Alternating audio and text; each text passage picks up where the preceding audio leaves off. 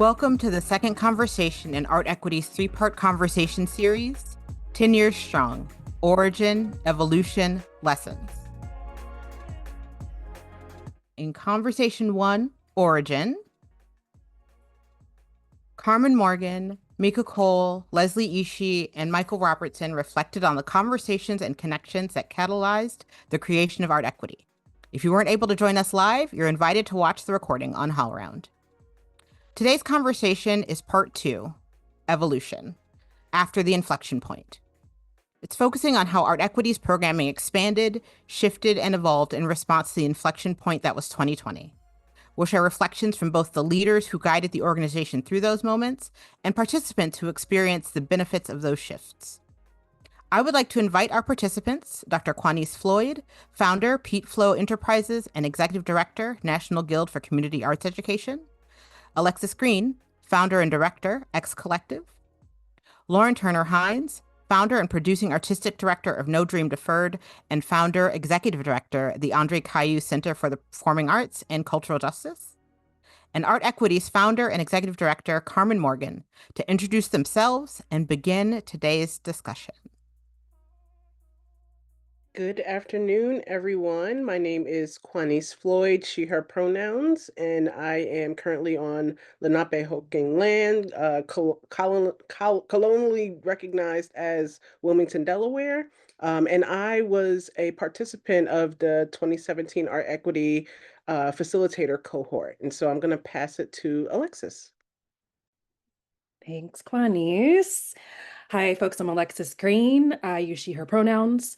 I am calling in from the Odawa, Ojibwe, and Potawatomi lands, collectively known as the Council of Three Fires, colonially known as Chicago.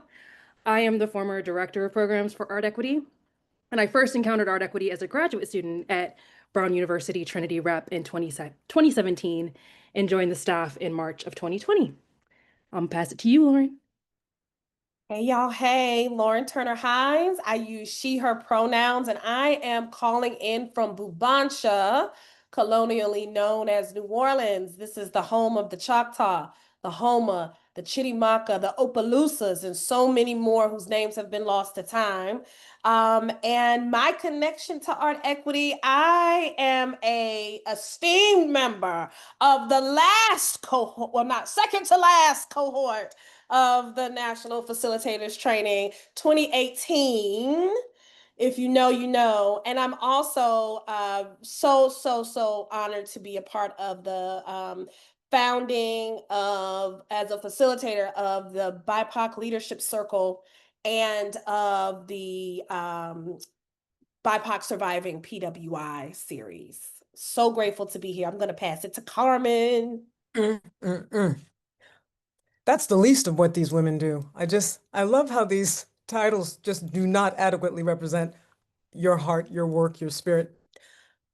Folks, listen, honestly, here's the truth. I don't know if I should introduce myself first or talk about the three of you. Okay, let me just get my name out there. I am Carmen Morgan. I use she, her pronouns. I'm joining today from Tonga Quiche land, also known as Pasadena, California. I'm the founder of and executive director of artEquity, and I cannot tell you what an honor it is to be here in community with Quanice Floyd, Alexis Green, and Lauren Nat Turner Hines. You all, I have such love and appreciation for you. I do not believe it is a coincidence. No, it's not a coincidence. This is by design. Black women are going to hold down this conversation because Black women have been holding down this organization. And because Black women have been holding down this work, and because Black women, past, present, and future, have been holding down these here United States and beyond. So that's why, as we talk about the inflection point in this organization, we have assembled this here esteemed group of Black women. And I just want to say, the love and appreciation that I have for you, the wisdom that you all are imbued with, there's no way that this conversation is going to capture even a remote amount of it. Like y'all are, thank goodness you represent yourselves in other venues and with other opportunities. But I just want everybody that's listening and watching to just know that this here, it's just not going to be contained. We're not going to be able to, it's going to be what it's going to be. Okay, so I want to say that. And then I just want to say how refreshing it is and the ease that my body has when I see a reflection of myself looking back at me.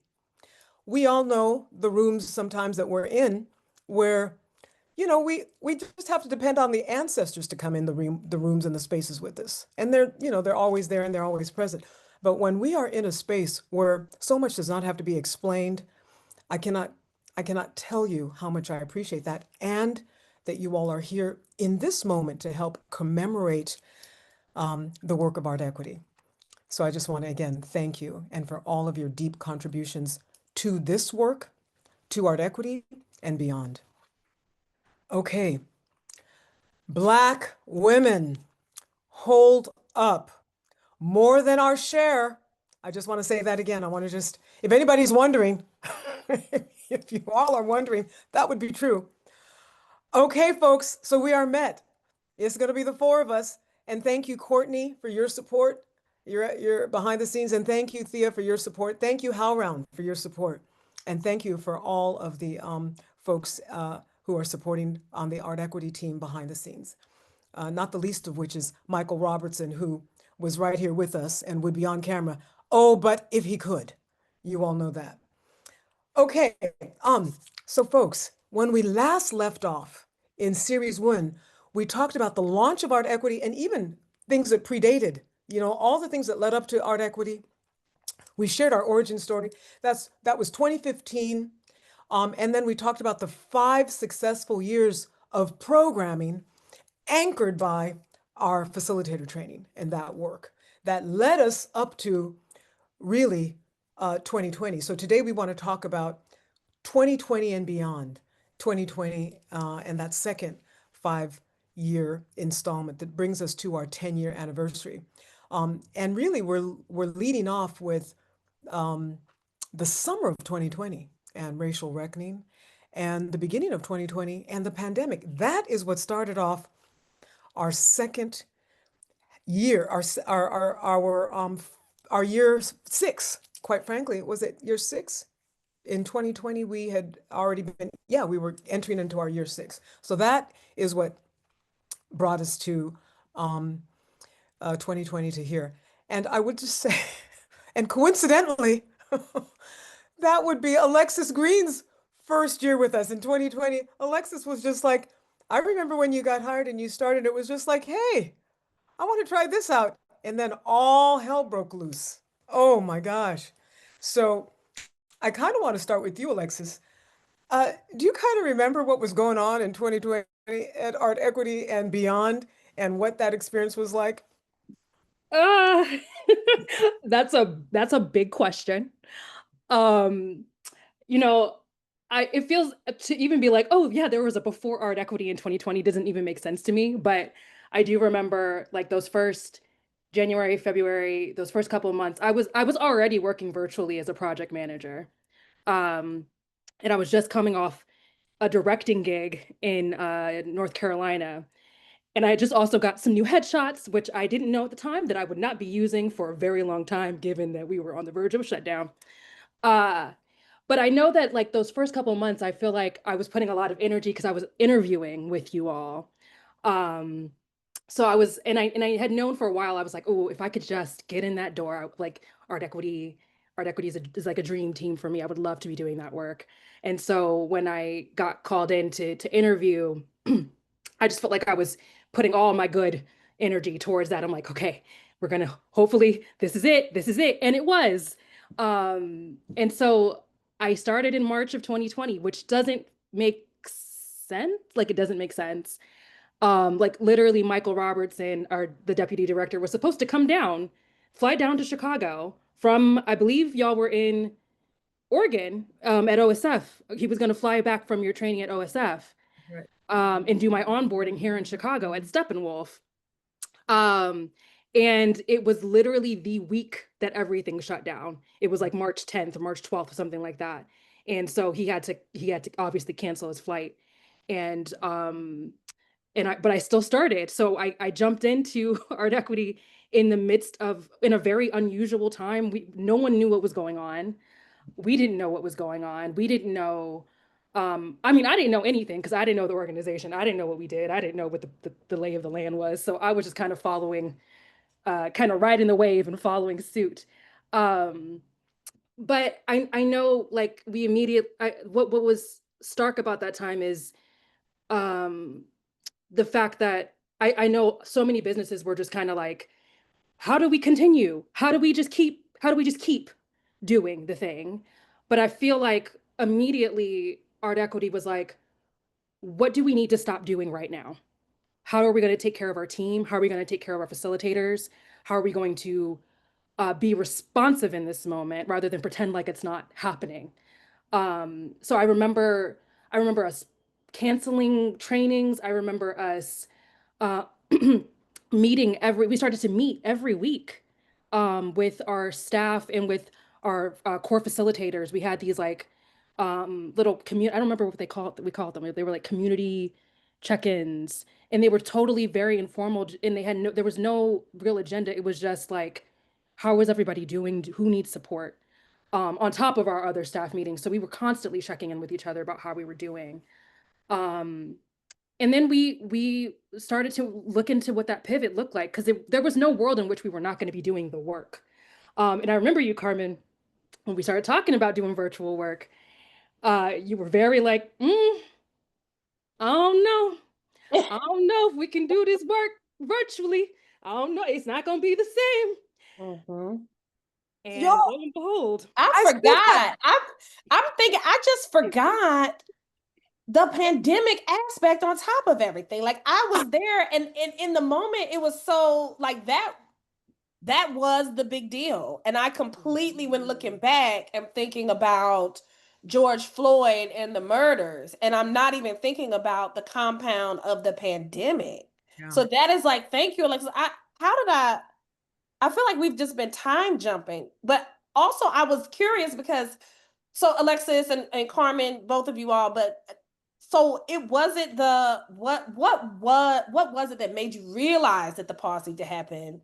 Was it singularly the pandemic? Was it the murders of Black men and women at that time at the hands of police brutality? Was it a combination? What was like the okay, all things have to stop at this point? yeah. Lauren, that's a good question. Alexis, I let me defer to you because you may have a recollection, but I can tell you my heart is even beating faster right now because of what I felt made us just say, "Oh, we're out right now." Yeah, Yeah, no, I know the pause wasn't immediate because we slowed down first because we didn't know what we didn't know at the time. So like the slowdown was the pandemic, and then on top of that, the racial reckoning, the murders were happening in that summer, and that was when it was like enough. We cannot go on like this. We kept using the language like we won't go on, pretend like this is business as usual. We're not going to go back to business as usual. I believe we use language like we won't move at the pace of racism in this moment. And because we were all like, on top of us dealing with this as an organization, what I think we can't forget as an organization is that we are made up of people who that's are right. also grappling with the emotional, the physical, the spiritual impact of an unprecedented shutdown, of artists who have lost their livelihoods. And now, on top of that, we're watching our brothers and sisters being killed in the street in a way that, I mean, I'm not going to say had never happened before, but in a way that was loud, and that was layered on top of all of these things. So Carmen, leadership, everyone just said we have to stop, and we shut down the office without knowing how long that was going to happen. um we kept checking in and saying, is it time, to go back, is it time to start up that work plan? And we kept saying no, our bodies could not handle it, and it took us a while before we were ready to be like, okay, let's figure out what the next thing is. Carmen, is that how you remember it? I do. Lauren, I appreciate that question because I feel like the pandemic was a curiosity. We were concerned and, we had never experienced anything like that. But I felt like we were coming together in community and again, just trying to let some things unfold. We were beginning to think about, wow, okay, well, so what, first and foremost, as Alexis said, how is everybody? Because I think we wanted to just see everybody. Like, are you good? What is this virus and how is it going to impact, especially there is nobody on our team that is not a part of a targeted community. So we just needed to see each other, and our extended community. But I know viscerally the point at which it was like, oh, not one more day are we going to continue to act. It felt like it was an assault on my body to act as if the workday was just going to be another workday. I didn't even want a workday that acknowledged that this is an unusual day. I didn't want any workday. I almost felt like we have got to for me, closing down was like, I'm done. We are done. We're not going to continue to act as if this isn't anything other than a wholesale assault against Black people. There was no coming back, And I remember thinking that I had not felt a sense of hopelessness like that before. Because, you all know this, you cannot do this work and feel hopeless. Like the very nature of this work is an investment in the beloved community. And I remember sobbing. I sobbed and cried and cried and cried to Nigel Porter. And I remember thinking in that moment, I was like, maybe this isn't the best way to show up for you now, Nigel, because I'm not thinking about leading anybody or leading anything. I was sobbing on the phone to Nigel, and Nigel held space for me. Nigel Porter. I cried and cried and cried like a baby.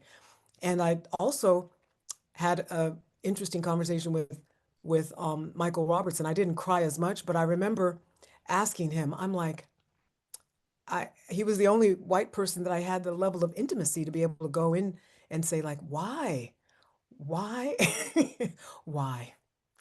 And he cried with me and we just cried. So it felt like it was an existential moment and we couldn't do anything but stop. Yeah.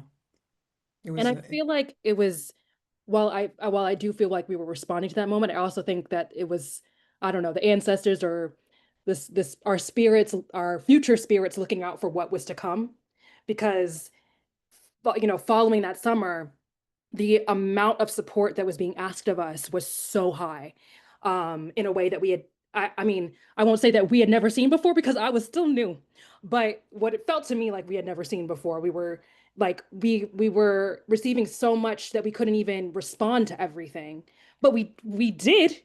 We had done all the research. We pivoted to a virtual programs, and we created so many things. I remember like talking to Courtney and other members of the staff and onboarding. Every time I would go through our program list, I'd be like, and this launched in 2020, and this launched in 2020, and this also launched in 2020. How can that be?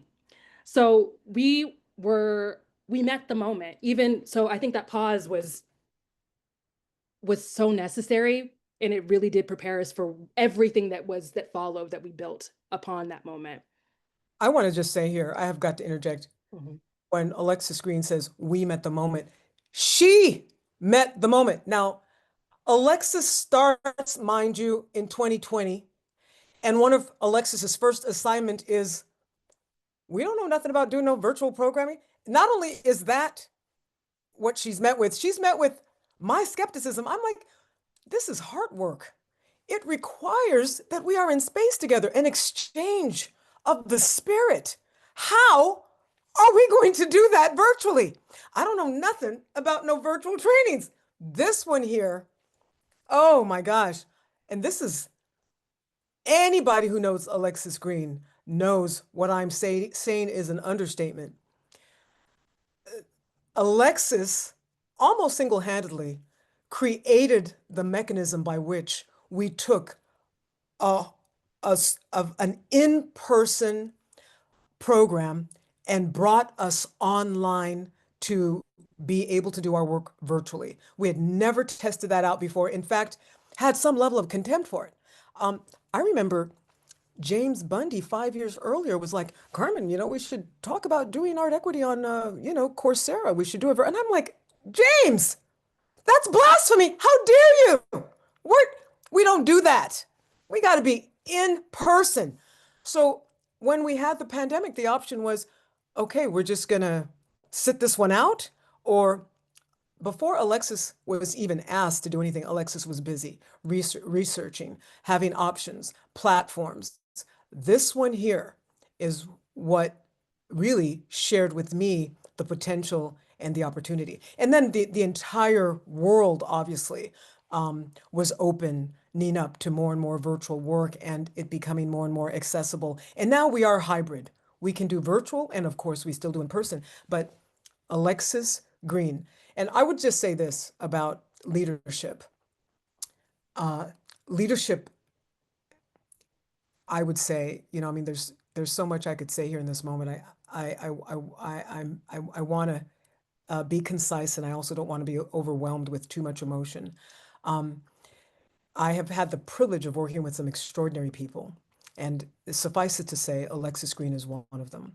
And if given the opportunity to humbly follow in her footsteps, I will sign up for it because she does not waver. She is really built of so much integrity and clarity and vision and a commitment to hard work and support. Everything that is good about Black women and leading, I have found resides in this one here, Alexis Green. So much so that she knew. This is what Alexis did. Alexis working with me the way that she did. She said, Carmen, I just want to let you know, I'm thinking about transitioning and, doing some other things. 2 years. She did that a year before she gave notice. So a year before she could even give notice, she was like, I'm just sharing with you now, Carmen, that, there's going to come a day when I'm going to be doing. She gave me a year before. And then, 6 months before, she's like, listen, in about 6 months, I think I'm going to probably give you notice. And then we had 1 year's notice. So she had to prime us to prepare for her departure 2 years. Like Jesus. Yeah. I won't be with you always. Exactly. And yet I'm still here. Well, and it's a testament to this peer community, this beloved community, that we are now peers sitting in an ecosystem together, holding it down together. Absolutely. Yeah. Okay. I just had to go on record saying that. I know I wasn't gonna stop you because who can't?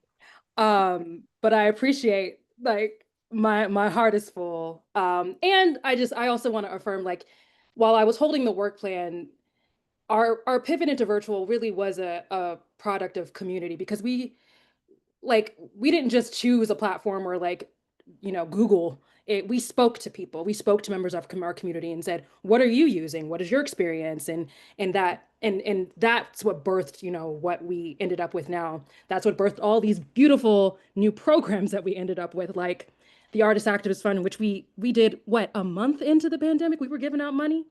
The BIPOC Leadership Circle, BIPOC Surviving Predominantly White Institutions, Talking Back, which we filmed before the pandemic, so we were a little ahead of our time, but being able to release that into the pandemic was such a wonderful opportunity.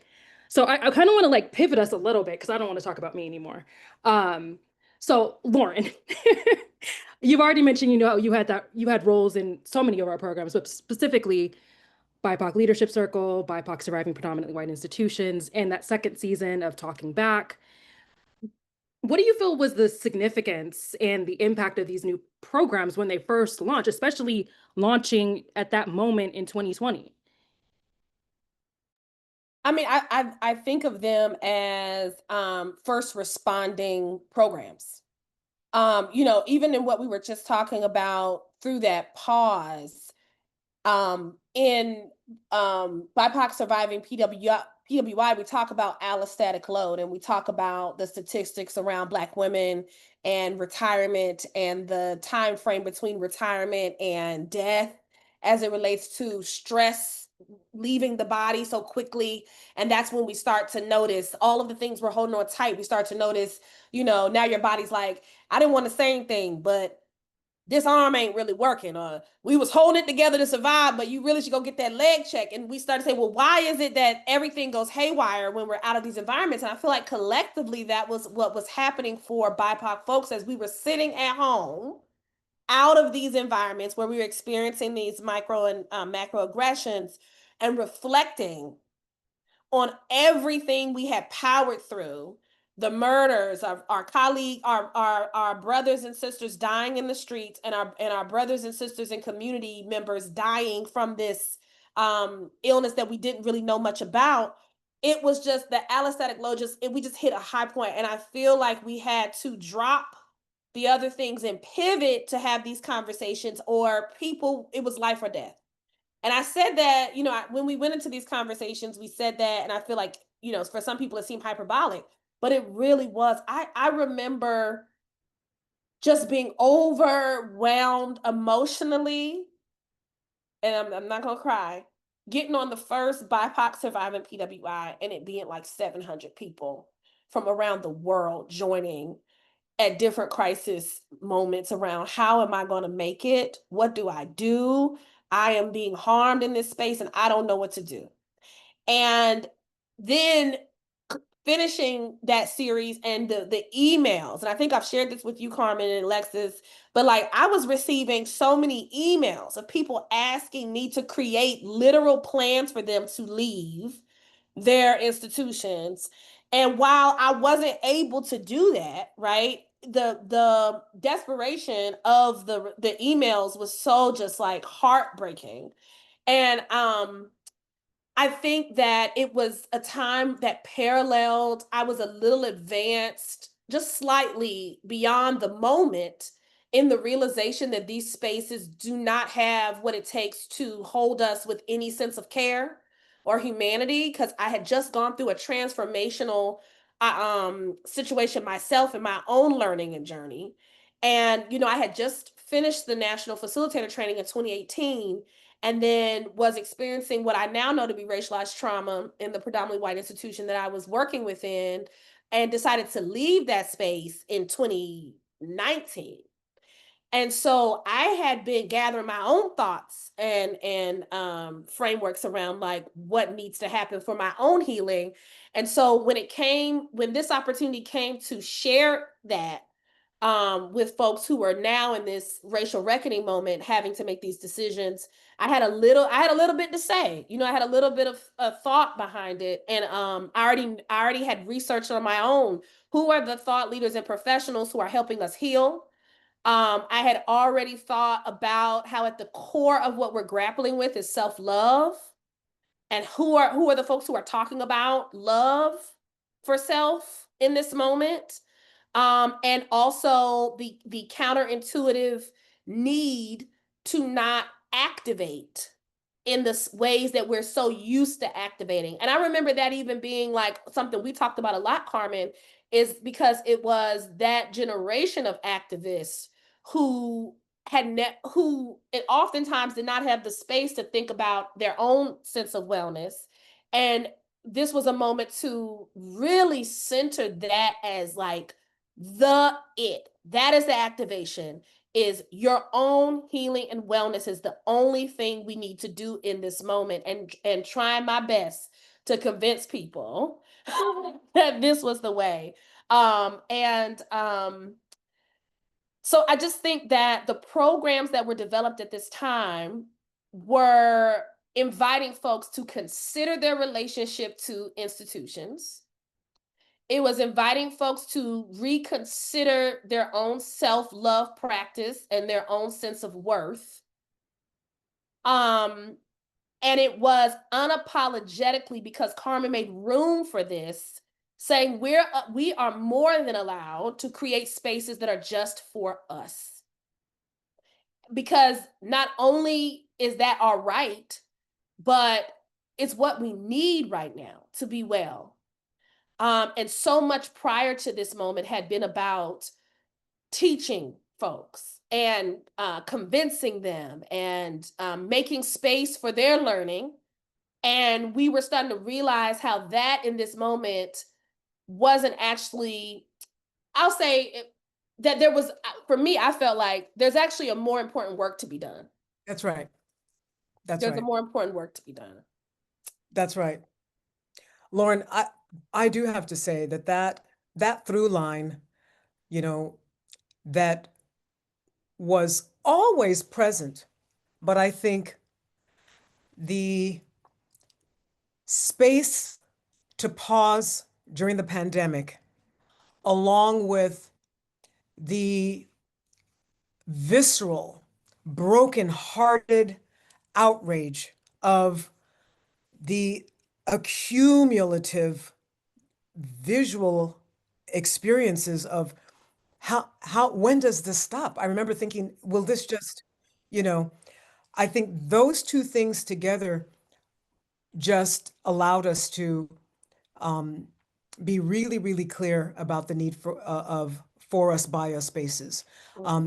I had never been so clear in my life about how the impact of not prioritizing those spaces would continue to do harm to us. I think that prior to that, we made a case for supporting people of color by getting these white institutions in alignment, getting these white institutions to not be predominantly white, getting these white institutions to not be so racist. That's how we're helping. But in this moment right here, I'll be honest, I think we were like, if we never see another white institution right about now, we'll be okay. We need to prioritize for us, by us spaces for our own survival, our own mental health. In fact, Alexis, I remember leading up to 2020, I'm going to share a quick story here. Leading up to 2020, we had been working with Dafina McMillan, Michael and I had been working to create an executive leadership circle. And that was a request from the field. We heard mid-level staff and even some senior level staff of color say, can you please help us? We are now working inside of these institutions who say they value this work, but the folks with the most positional power are holding the work down. They are the problems. They are the biggest problems, and we can't get past that. Do something for them. Grab all of them, pull them in a room, and really get the executive leaders in alignment. I remember those conversations. I specifically remember a conversation with Patricia Garza and others about this.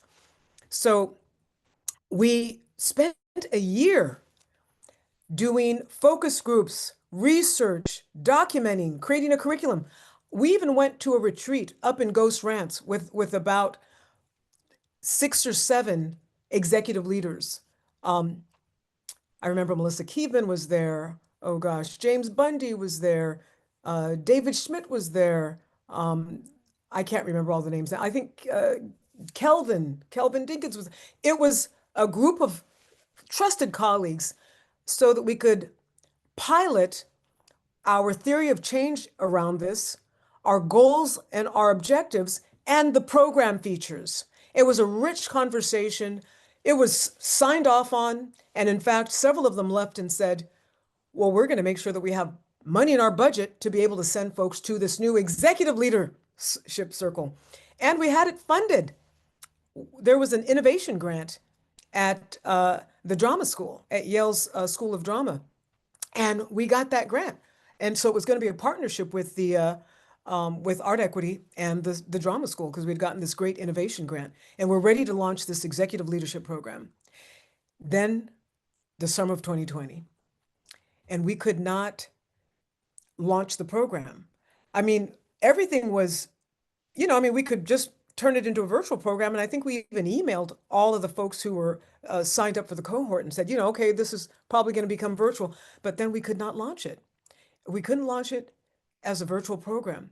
We were just, what I think now, honestly, if Mika Cole were here, she would say, oh, the ancestors were at play here. The ancestors didn't want you to launch that program. But I know psychically, we could just not go into that room with, really, it would be mostly white executive leaders to talk to them once again about this moment required something else. And the minute we named that out loud for ourselves and said, we actually need a huge paradigm shift. We need a for us, by us space to talk about the leadership models that we need right now. Our epistemology, our pedagogy, our leadership skills. We need that. The minute we made that decision, oh my, we couldn't start the program fast enough. It was like, I don't even know whatever happened to that curriculum. I'm saying it was so far behind us. It was gone. And It's we down by the riverside. done and goodbye. And we reached out to their credit, we reached out to James and Chantal at the drama school and said, listen, we got this here grant to launch this executive leadership program. We're not launching that. We needed to just be, and they were delighted. They were like, get on with it then, you know? That was some trust. But I just want to name how you are so right in terms of that through line being about what do we need to center right now? Quanice, what do you remember most in that time frame? Ooh, I have so many different memories. I mean, 2020 it was a lot, right? And so I immediately think about all of those predominantly white institutions rushing to put up those black, like pure black social media. Oh my Lord, yes. And I was so angry and so frustrated, and because it was all bullshit, right?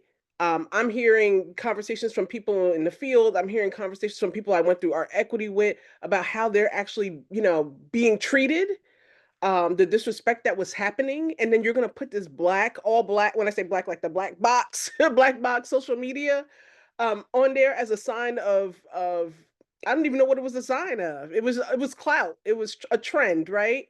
And it was so disrespectful and it was disgusting. And so when I think about the amazing work of artEquity, Carmen, you and Alexis, like, and Michael, and to be able to create this space, and I'm using the word liberation, but I'm using it on how we use it. I'm not using it how they use it. That liberation psychology, right? To bring us all into a space and say, fuck all of this shit that's around us, that's happening. We need each other in this moment because they're going to keep doing the same bullshit. They're going to keep playing in our faces. And I remember going to some of those sessions where you all was just like, how are you? Right? That care space is something we never get. I still don't get that today.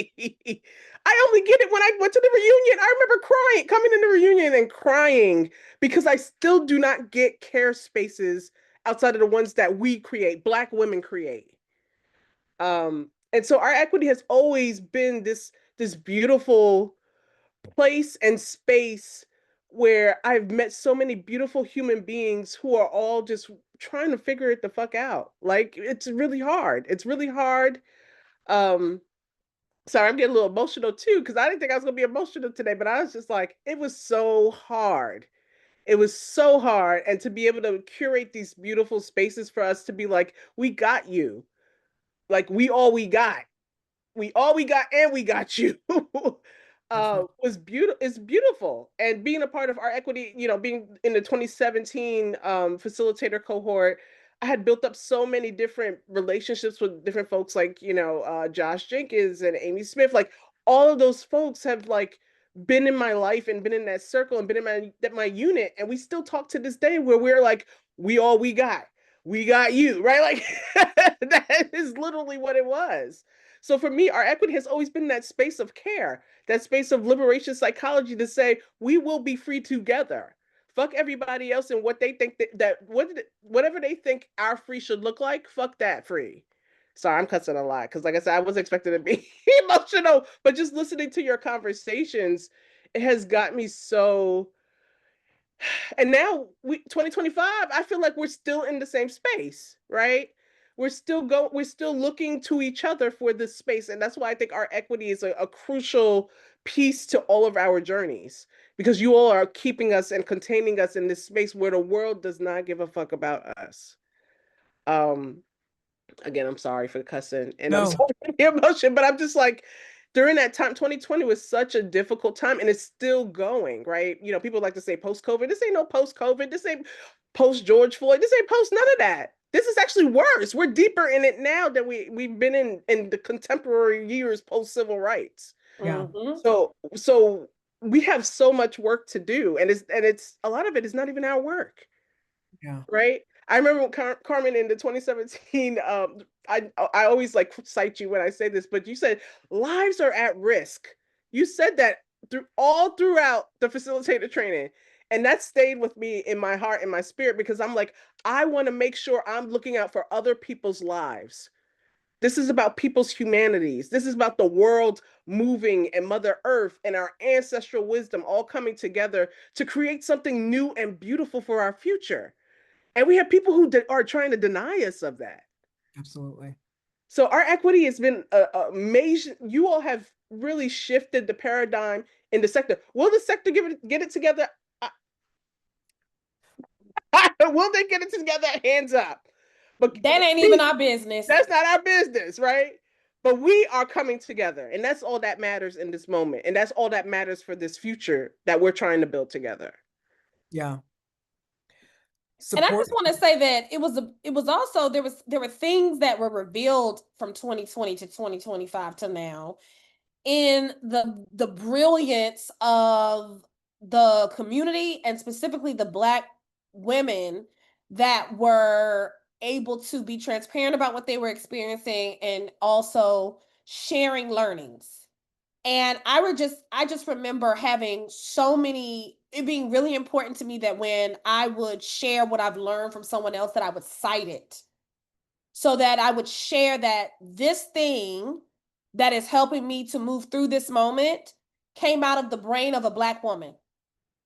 And so it was a brilliant opportunity to learn from you, Carmen, from you, Alexis, from you, Quanice, from Mika Cole, from all of these folks who, even if they didn't start developing frameworks and politics around certain things in that moment, were sharing in that moment their learnings that started but way before 2020, right? Because we're talking about things that like a boil over moment of things that have been going on, persisting. And I just remember that feeling feeling blessed in that at a time when it was like there's so much loss, feeling like I've got the tools and or the access to the tools through these other brilliant Black women. And bringing the wisdom, that all three of you, for example, Alexis, the kind of leadership skills you heard me talk about from Alexis, that's hard won from knowing what it feels like to be a Black woman. And certain things, you don't have any grace. You just, there's a lack of empathy for you, so you gotta hold it down. And Lauren, you would cross-reference text and resources and add your own politic and theory to it in real time. And I just remember time and time away being blown away.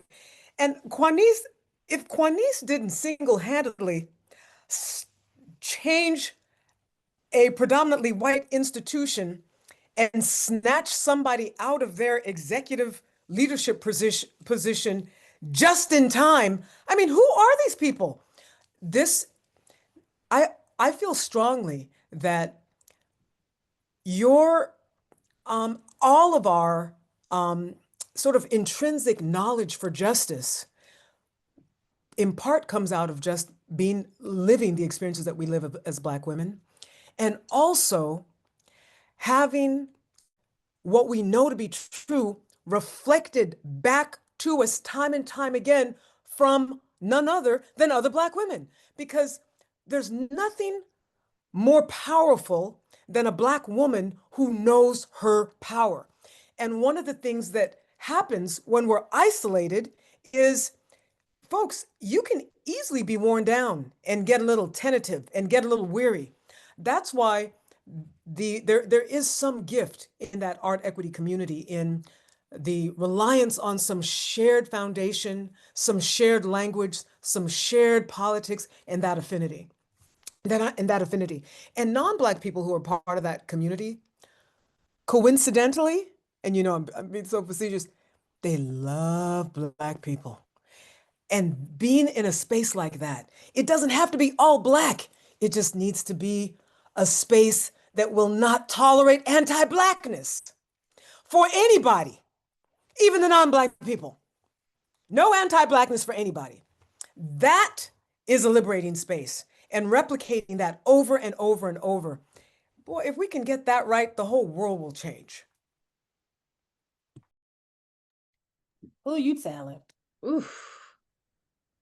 Yeah, Carmen, this is just kind of bringing me back to, coming out of, I love what Quanice said about ain't no post. It's all because I was gonna say coming out of there was no coming out. It was just a different year. But like going into like 2020, 2023, like whereas in 2020, 2021, we were really like that, the ask for support was so significant. We like contextualizing that BIPOC surviving PWI and BIPOC leadership circle, like we did one BIPOC PWI in the summer. Somewhere in the middle of that, we launched BIPOC Leadership Circle, and then we did another BIPOC and PWI, all in the midst of, there were other programs launching, Artist Activist Fund was happening, we were still training with predominantly white institutions, all of that was happening. And it was we were very busy. And then kind of coming out of those couple years, we saw the asks start to fade back, specifically from our predominantly white institution colleagues.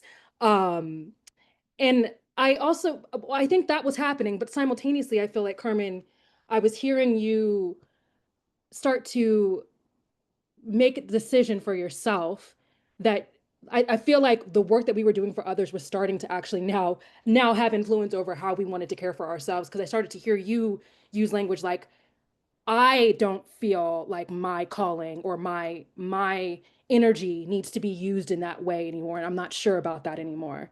And we started to kind of divest energy from the work in predominantly white spaces. Our vetting started to be a little bit better. We were like, we're not going to be working with everybody because we can't put our team's bodies in that space. We can't put Carmen's body in that space. I just want to hear you talk a little bit more about that. Like, how did you feel like that was intentionally happened, or did you feel like it was like a cause and effect thing going on? Oh my gosh, I don't know if we would have arrived at that just eventually anyway, but I definitely do know that the spiritual, emotional, and physical ability to be in those spaces that are so hostile to people of color, particularly Black people. I know I no longer had the capacity to do that. Having stared down that hatred in the service of that person's learning, I just remember thinking, my work is done. My work is done in that area. That there are other folks better equipped for that. Because, you all know this, to be able to do that work and have it really be effective, you have to come from a place of compassion, and you really have to come from a place of love. And I know in 2020, that was compromised for me in terms of just knowing the amount of anti-Blackness that this society just continued to churn out, and how they just kept coming for us. I just remember feeling like our season, we've given so much to predominantly white institutions. They've used folks of color, emotional labor. They've used our labor. We've done a lot. We've given them a theory of change, a lot of pedagogy, and we had even heard back from folks who were on that journey with us that they felt the richest learning in some of the work that we had done really benefited their white colleagues, even more than folks of color. I'm remembering G Sun. G Sun, if you're out there, I'm just sending you so much love and affirmation. G Sun said to us that as a student at the Yale School of Drama, coming from a different cultural context, she learned what it meant to be a woman of color and what it meant to be a person of color and to be racialized here in the US, and watched the learning of her white colleagues be so accelerated around anti-racism, whereas the politics and the learning of people of color was almost stunted. So just hearing that amplified back to us, knowing the emotional toll, it was time. It was time for us to, and I and I'm laughing because I remember Lauren saying, I don't remember any white people being in any of the trainings I was a part of when I started working with artEquity to do training. After that facilitator training, I never saw any more white people. And that speaks to the way that our programming really did shift.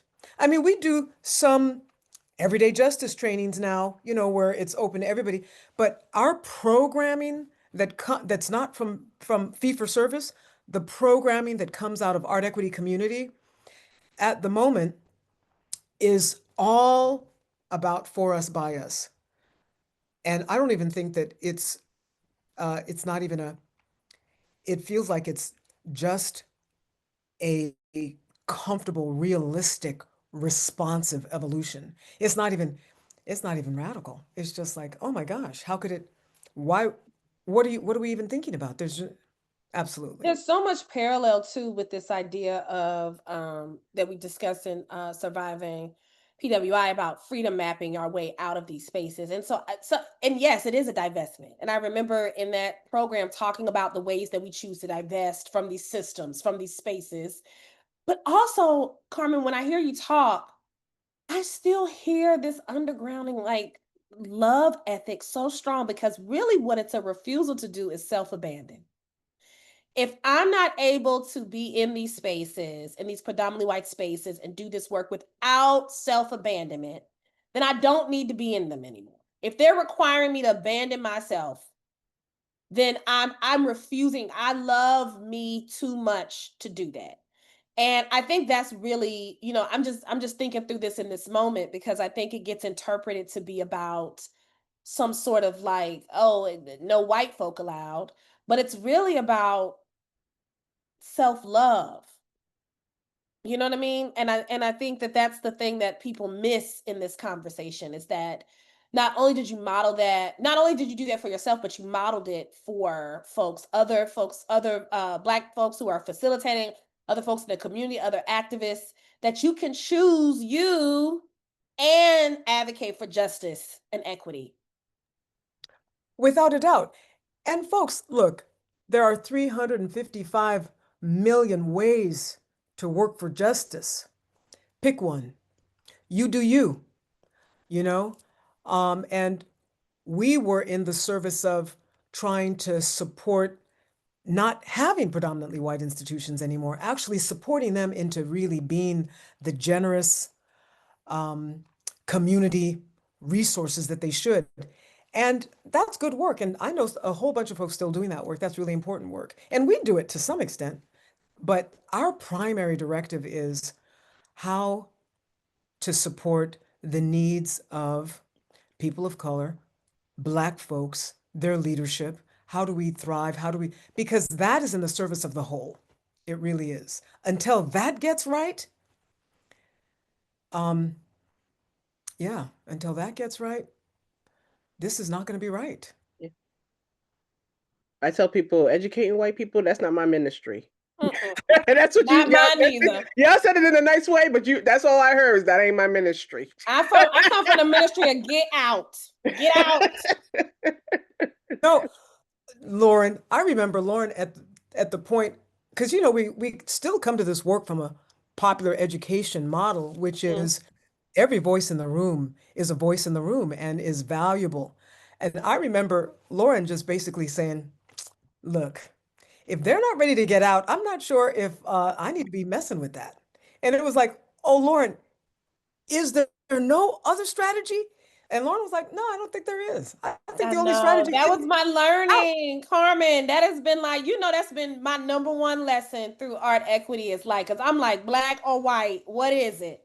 You know what I mean? Which one? One is right, one is wrong. Let's go. Because you know what it is? It's so hard. Because I remember in my training, in my national facilitator training in 2018, I remember you yelling from the room, get your politic together.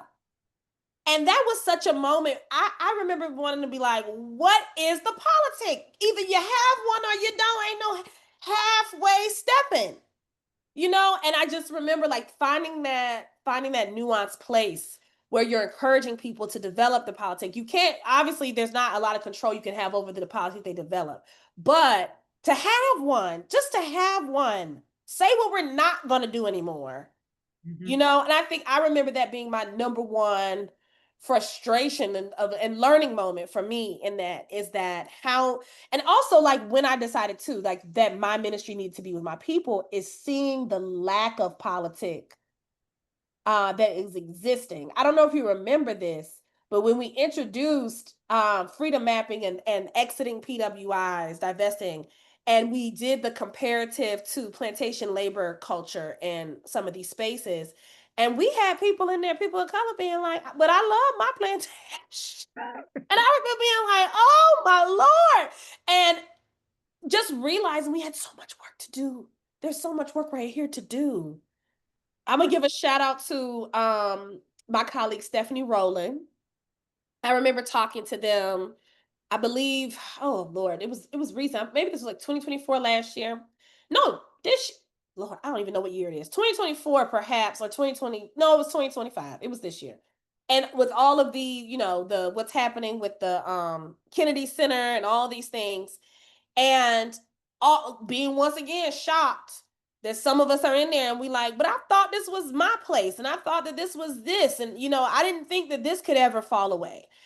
Even though I feel like we've had countless examples of how these institutions fail us and fail all the time. And Stephanie said, I broke up with these institutions and the white supremacists that exist in them a long time ago. So it's like a breakup. You have a bad breakup in your teens, right? And you know all about the heartbreak and you're over. Now you have a better understanding of how that works, right? And she said some people are having that first breakup with these systems right now. And she said, I want to be the person to help those people who are experiencing this heartbreak for the first time. And I said, that is a very distinct calling ministry. Yeah. I think I have surpassed my patience level with that, but somebody needs to be doing that work. And, I think that the beautiful thing about Art Equities programming is that there is someone to hold folks at various parts along the journey. Now, everybody's not for everyone. Every container is not going to be for you, right? I'm from the ministry of Get Out. You better get out. I don't know what to tell you. I can't really help you survive. And we talk about this all the time. I'm not really trying to help you survive. I can help you leave. You know what I mean? But somebody should be doing that work. And I think that art equity is a beautiful example of how people come together to help folks at various points in their journey and in various points of developing their politics. Yeah. Yeah. Mm-hmm. Oh my gosh. You all, I do want to transition us a little bit, but I do want to say this at the core of it all, which for me is so gives me so much comfort. At the core of all of it really is the recognition that we cannot do this alone. Um, a strategy, an effective strategy, is to be the only one, to be isolated, to be disconnected, to forget who you are, to not stay connected to your people. I remember Cornel West speaking to this young Black woman who at a conference, I mean, this was probably 20 years ago, and she said, look, I'm just graduating from graduate school, and I feel like Black folks don't trust me anymore. They feel like, I'm just so educated now and I still want to stay connected to my community. And he said, girl, I mean, Cornel West is always he said, nothing can separate you from your community. Nothing. Nothing can ever separate you from your community.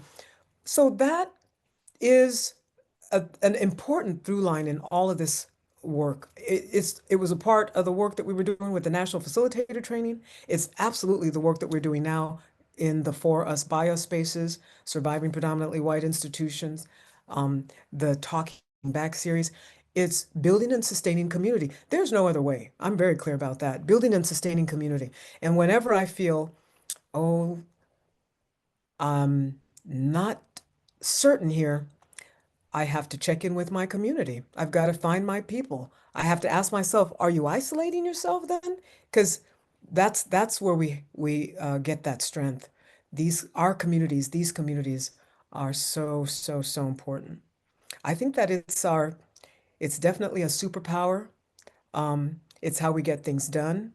I think it's our ancestral wisdom. Uh, I think it's everything. I think it's everything for us. Yeah, that's right. Okay.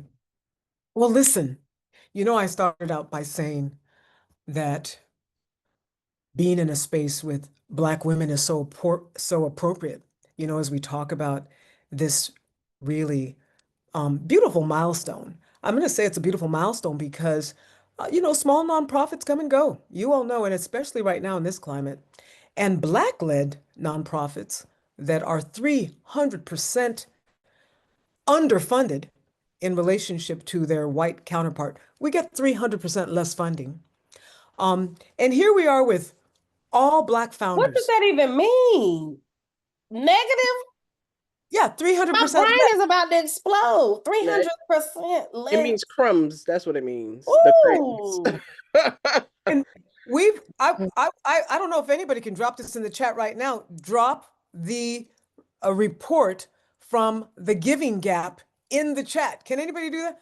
But folks, you got to get access to that report so that you can see the corollary, because what that means is that Black-led initiatives, institutions that are surviving right now and in fact thriving, like the four of us here, are doing the most.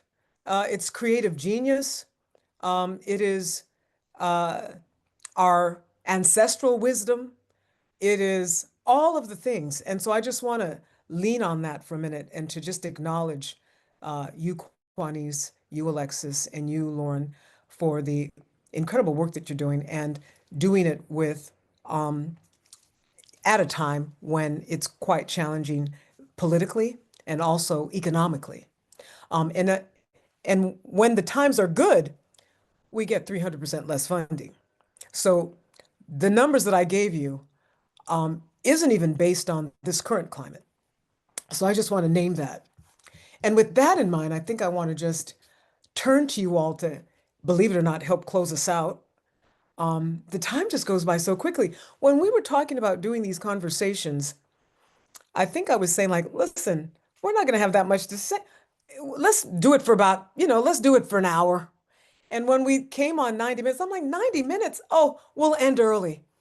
And folks, I could do another hour with y'all. I could do another couple of hours. I could do a fireside chat. I could do a retreat, because this is our lived experience turned into wisdom that folks can really learn from. And I love you all for it.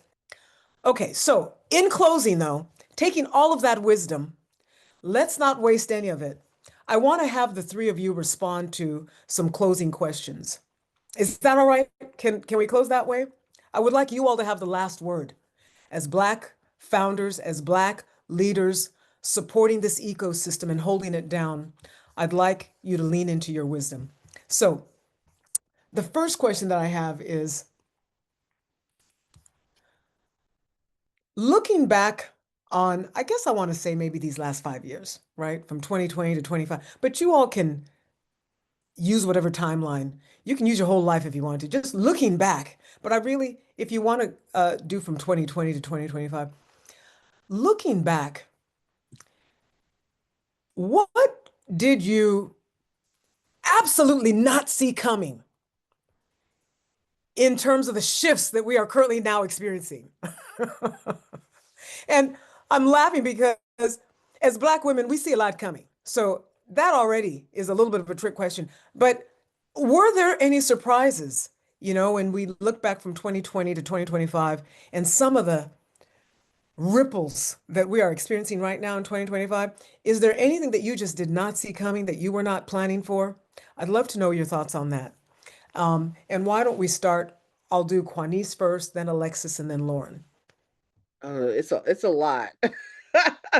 It's a lot. I guess something that I did not see coming, especially going into like a leadership position, is how bold these people are, right? They used to do things real like covertly, right? And now it's like to your face, disgusting, like don't even care. I can tell you, I can count on how many all of my limbs, and plus more of how many times people have said things directly to my face, and I had to refrain and be professional, right? Be that professional. Otherwise, I'd be the trope. Um, and so I was like, y'all have been emboldened. Like, not only do you not care, you just are all over the place. You're reckless. You're just a mess. Another thing, I think I wasn't necessarily expecting in the shifts is what's happening to Black women right now this year. They said 600,000 Black women have been pushed out of the workforce. 600,000. That's wild to me. And of course, we predict that we think things are going to happen, but we're like, they're not going to do that. They're gonna, and lo and behold, right, it's happening right in front of our faces, right? And so there's an active movement of regression, and we, I think from my perspective, I knew regression was going to happen, but not like this. Yeah. And so that's some of the shifts that I've been seeing personally in the last 5 years around here. Yeah. Absolutely. Absolutely, Quanice. Yeah. Alexis, let me pass it to you. Your thoughts. Yeah, no, I echo so much of what you just said, Quanice, and also what has already been said about how like we're Black women. We knew. So I think what shocks me is how deeply some people were deceived by the illusion of shifting. Like, I think, and even myself, I think I've tripped into a little bit, and I think that's what shocked my body is like coming out of 2020. I think I did a show sometime in 2021, and in the back of my wisdom was like, this ain't this is not, this space has not changed. But something, and I don't know, I walked in, I'm like, oh, okay, cool. And by the end of the experience, I was right back to where my body felt before 2020. So I think, like, sure, there have been organizations that took on the work during that time and are now, doubling down, and but that's so few and far in between. Um, so I think I'm just, at this point, I'm less shocked and more just like frustrated, sometimes laughing at like these dusty DEI statements on websites and the black squares that you can see on the like, remember this day back in, I'm like, it just sometimes I just laugh out loud because I'm like, how?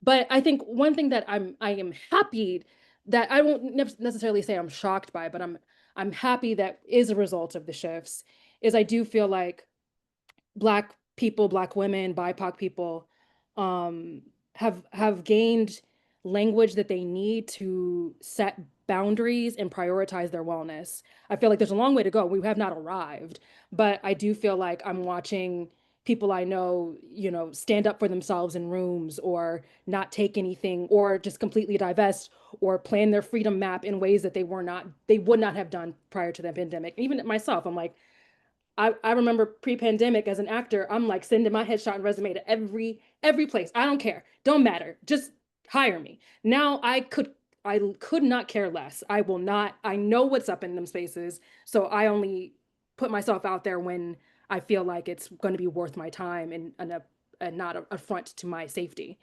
Um, so much, as Quani said, but that's where I'll land. Thank you. Thank you, Alexis. Oh my gosh. I nothing surprises me about these musty, rusty, dusty systems. You know what I'm saying? Like, I'm always like, yes, because it's just a short flip back in the history book to see worse. You know what I mean? So I'm like, of course it can come back. But I will say I had one big shocker. I think that I was lacking some awareness of where we were as a community in thinking that as soon as we understand our power and as soon as we are able to know that we have the ability to leave, we will leave, right? We all want to, this idea that we all want to burn this thing down. And I think you might even remember this, Carmen, when I had that moment of like, oh, y'all don't want to burn it down? Oh, y'all want to run it. Oh, and so I think I have been constantly examining and shocked and kind of shocked is a bad word, but just not a bad word, but it's a like not the right word. Surprised by about the amount of unlearning you mentioned that earlier that needs to happen within Black communities and also communities of color around how white supremacy operates and what it's done to us psychically, mentally, spiritually, right? And also this idea that it's we're able to be here because of a lack of both political and popular education. So I'm constantly surprised in this moment about how little we know as a people about our own history and about our own political history. And I'm thinking that if we can grab that, if we can reclaim that, then we will have what we need to move forward and survive in this moment and beyond. But I think for me, that has been the most surprising thing is that we are in bad shape when it comes to having a clear understanding of how these systems have always operated so that we can start to predict the moves, you know? Mhm. Yeah. You know, Lauren, this is an invitation for you and I to do a spin-off podcast here on this because we always have this, we come to this moment and we always have this discussion. And I'm gonna drop this in here and then I'm gonna share with you all the thing that surprised me. I think what is challenging, Lauren, is a lot of folks of color feel that when they can lead these institutions, when they are in positions of power, and in fact, the most powerful positions, the institutions will no longer be predominantly white. I think part of that is the disconnect. It is, how can I be the executive director, the artistic director, and the white hegemony still be so prevalent?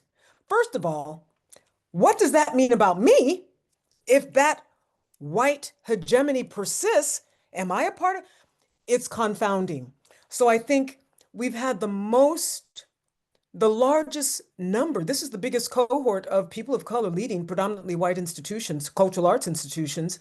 And I think that's why we continue to have this tension around what are you still doing in these institutions? Well, I think that if I'm leading them, they're no longer the same institutions. I think that that's happening. And I also think the other part of it is, and this is where you and I always come back to, because I feel like two things. I just don't think there really is an outside, like there is any real place that isn't totally untouched. I think that there are versions that are absolutely better, that are led by folks of color, that are like, but I still think that the proximity to whiteness is still present and that we have to keep looking sharp. We can We're never. gonna have to keep running. I mean, that's always, I mean, at the end of Underground, I read the book, but I don't know if y'all saw the movie. Cora had to keep running.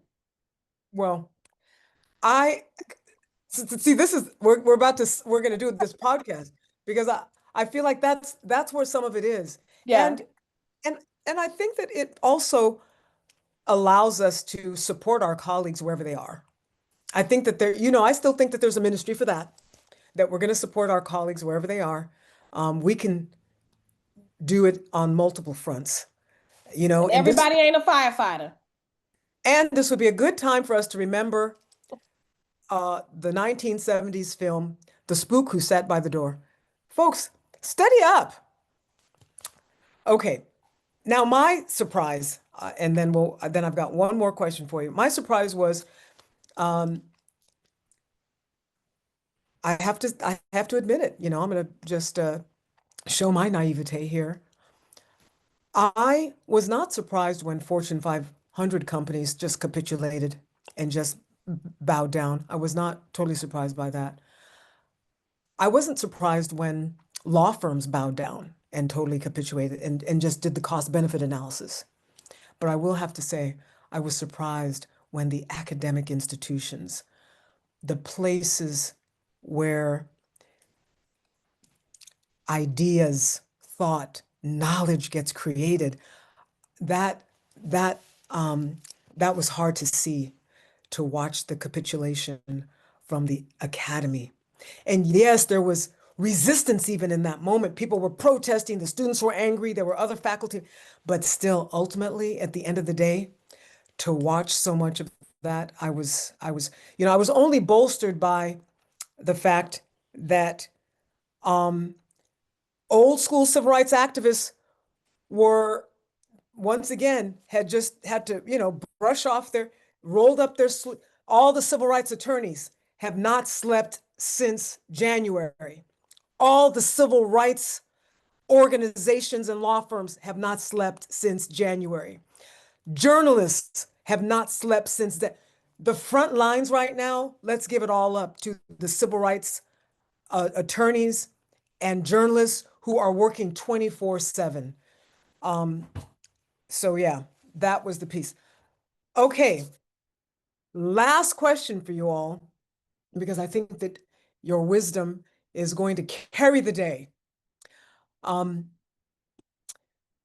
Again, thinking about this period from 20 to 2025, looking back on it and seeing how you are positioned as somebody who has a significant amount of access to just really clear, good thinking in politics, as you know, as a Black woman leader. What is that lesson that we want to take away from this moment? The learning that we want to take away from this moment. And I know that right now there are people with their pens ready to take note, because they want to know from not just any Black women, but these Black women, what is the lesson for us to take away from this moment, from this era that we are experiencing? Yeah, not to put any pressure on y'all, but I'd love to see what you think, Quanice, Alexis, and Lauren. What are the lessons that we as Black women want to offer through our lived experience and our leadership? What can we share?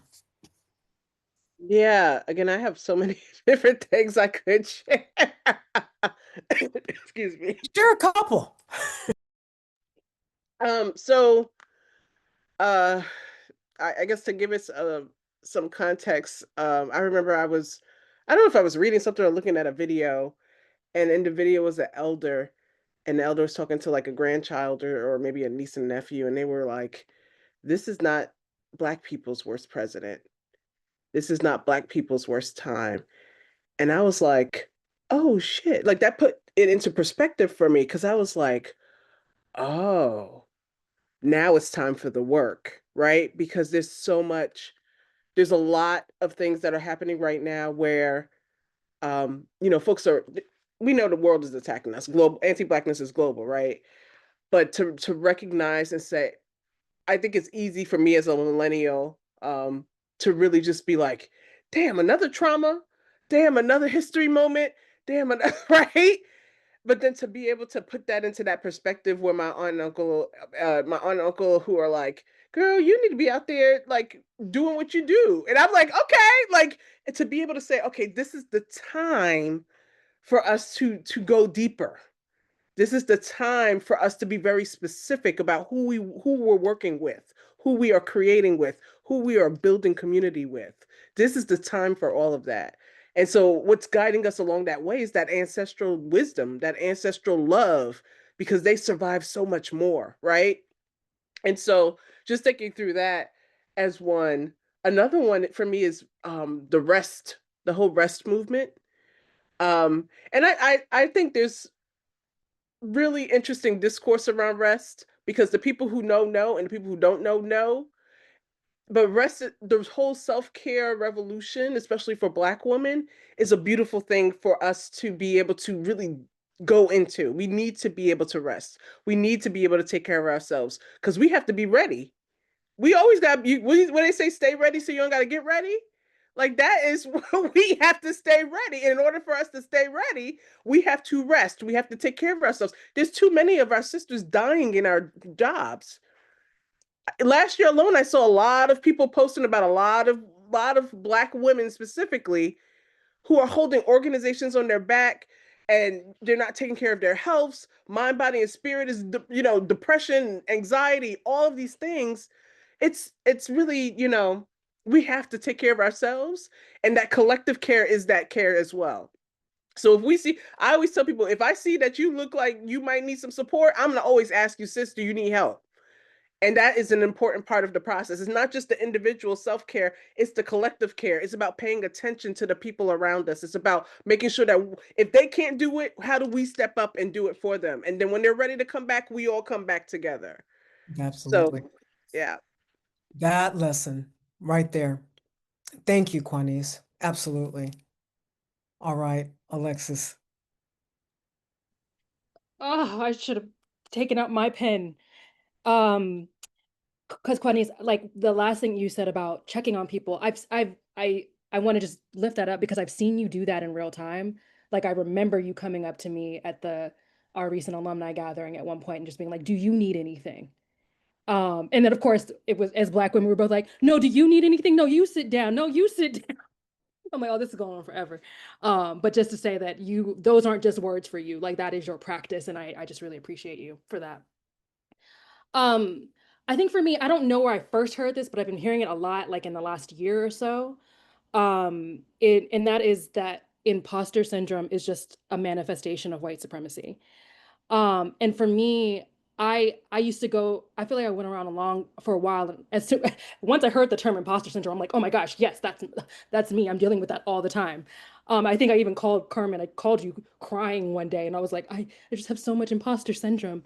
Um, and then I heard someone put it that way at one point, and I'm like, yeah, why am I shouldering the burden of this when I am so experienced and equipped with so many skills and knowledge and wisdom and community that I am taking on this burden that says that I am not good enough, that I don't deserve to be in my position, that I am not. Why am I taking that upon myself and calling it a syndrome when that is white supremacy's problem? Like that is not my problem. So I feel like honestly being part of the artEquity community, being under Carmen, under your wing, with in community with Michael, that has really kind of massaged that out of me. Because I remember sometime in my first year, like I came on it as administrative coordinator. I was in the back taking notes, doing things like that. And at one point, you and Michael were like, "We would love to hear your voice more. We would love for you to be more present on these calls." And I'm like, huh. um, but the investment in my leadership, the investment in me as a human, and the amount of times I just kept hearing, yes, yes, do that. Yes, we need you. Yes, all the amount of encouragement and investment in me, I feel like just allowed me to go, oh yeah, I am that girl. Like I am.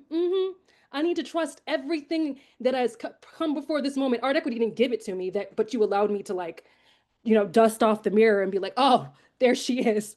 Where has she been? There is no imposter syndrome. That's just all that dusty white supremacy that I just need to like blow out of the way.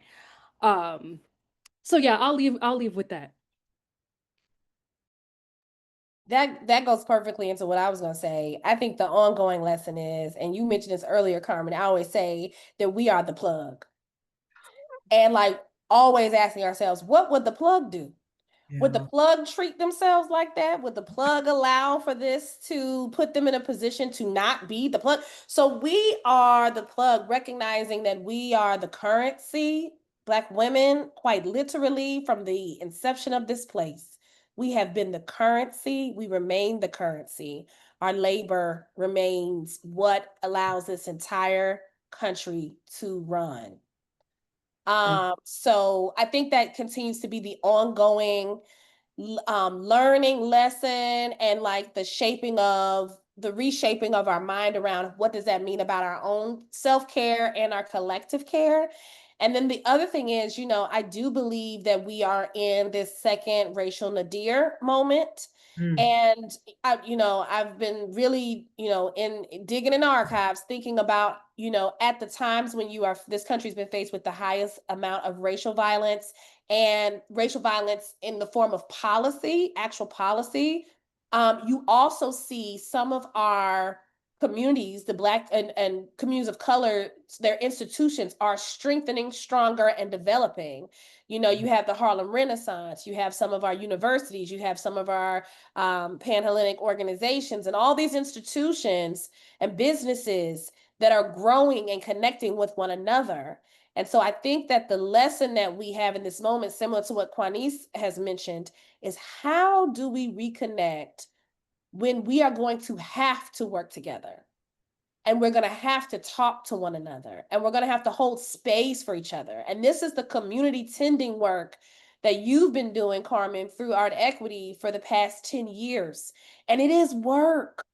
It's work, especially because the things that it requires are antithetical to the systems and structure, the way the systems and structures are set up. We don't have time to check in and ask each other at the top of every meeting, how are you doing? But That's that is integral to what it means to build and maintain community. You know what I mean? And so that is going to be the lesson here. And it is what we are going to have. That is going to be what our ability to survive is going to hinge on. Because like you say all the time, in the beginning, there was community. And that's Absolutely. what's going to get us through. So I think for me, that's the biggest lesson. Well, I want to just add to that too, in terms of my own, it's not even necessarily a new lesson. It just keeps getting reinforced over and over and over again. There's no way we're going to get through this without one another. There's just absolutely no way. And the doubling down and the doubling down and the doubling down from those who want to continue to create enemies just requires the doubling down and the doubling down of those of us who want to build and strengthen communities. I just don't know any other way. I don't know any other way to get it done but interdependence and mutual reliance and love. If there were any other way to do it, I think it would have been done already. But because it requires that over a sustained period of time, that's what it's going to take. That's what it's going to take. And I'm here for it. I'm absolutely here for it. And we are here for it. Oh my gosh. Y'all, the sun has shifted so much that I'm gonna sit in the light, and I'm gonna just close out from this posture. I cannot verbally express my appreciation, but I know that you all know the love that I have for you all. I know that our community doing this work is a community of grace. We give each other love and appreciation all the time. We're always giving folks affirmation. But I just want to be very specific about the appreciation that I have for the three of you. Each of you have touched my lives in so many numerous ways. Quanice, I cannot tell you, in the midst of that racial reckoning, you're leading with strength and an unflappable voice. I was like, there she goes. I'm with her. I still think about that moment as just a victory. It was so victorious. And I know her. I'm with her. Unbelievable. And Lauren Nat Turner Hines, you are a visionary beyond what this here um, uh, container of time can hold. You're envisioning far into the future. You're post Afrofuturism. I mean, you're ahead of your future. You're the future of Afrofuturism. You're ahead of Afrofuturism. You're way out front. You are talking about and bringing folks along by any means necessary. I love the vision that you have for the Black community and for Black liberation. And you mean to take as many of them that are willing to go, and even some unwilling to go. You don't want to leave anybody behind. I so appreciate you and the joy that you bring to it. And Alexis Green, you know, I'm going to close out with all the love and affirmation that I have for your strength, leadership. I am so glad to have been learning so much from you these past 5 years. You all, I will get off of calls with Alexis and I will write those notes down so hastily so that I can be my very best self, so that I can be a better version of myself. And that's what this woman has brought to my life. So, and with that, folks, let's first and foremost always appreciate ourselves. If other folks learn from this, good for them. But let's appreciate this experience for ourselves. We deserve it. Thank you, thank you, thank you. And I think we're going to sign off with just love and appreciation for all Black women, and specifically these right here. Thank you, Carmen. Thank you. Thank you. Love you all. Love you too. Yes. Yes. All right.